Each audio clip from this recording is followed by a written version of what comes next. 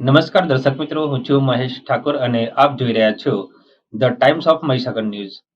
નજર કરીએ આજના મહત્વના સંતરામપુર નગરપાલિકામાં ફરજ બજાવતા ચીફ ઓફિસર દીપસિંહ હઠીલા દિન પ્રતિદિન નગરના હિત માટે કામ કરવામાં નિષ્ફળ.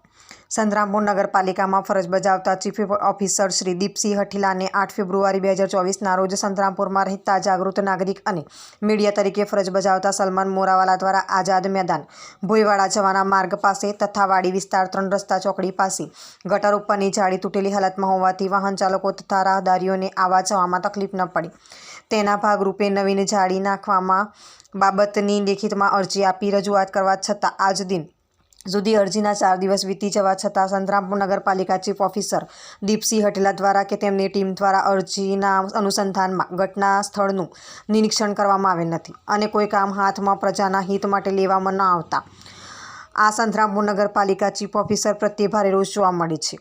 ઉલ્લેખનીય એ છે કે જવાબદાર અધિકારી દ્વારા કે જવાબદાર કર્મી દ્વારા સંતરામપુર નગરજનોને જણાવવામાં આવે છે કે જે પણ સમસ્યા હોય તો લેખિત આપો, પછી અમે જોઈ લઈશું. તો પછી સંતરામપુરના એક અરજદારે સંતરામપુર ચીફ ઓફિસરને લેખિતમાં રજૂઆત કરવા છતાં કોઈ પણ જાતનું ધ્યાન પ્રજાના હિત માટે રાખવામાં આવતું નથી. તેનું શું કારણ? કેમ આંખ આડા કાન કરવામાં આવે છે? તો શું આ બધું વ્યાજબી કહેવાય?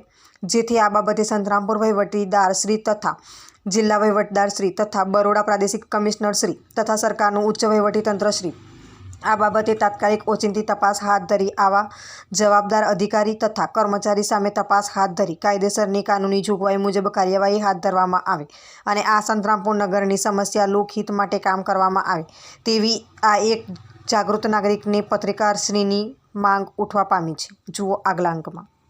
આપના વિસ્તારના પડે સમાચાર જોવા માટે અમારી channel The Times of Mahisagar ન્યૂઝને લાઇક, શેર અને સબસ્ક્રાઇબ કરો.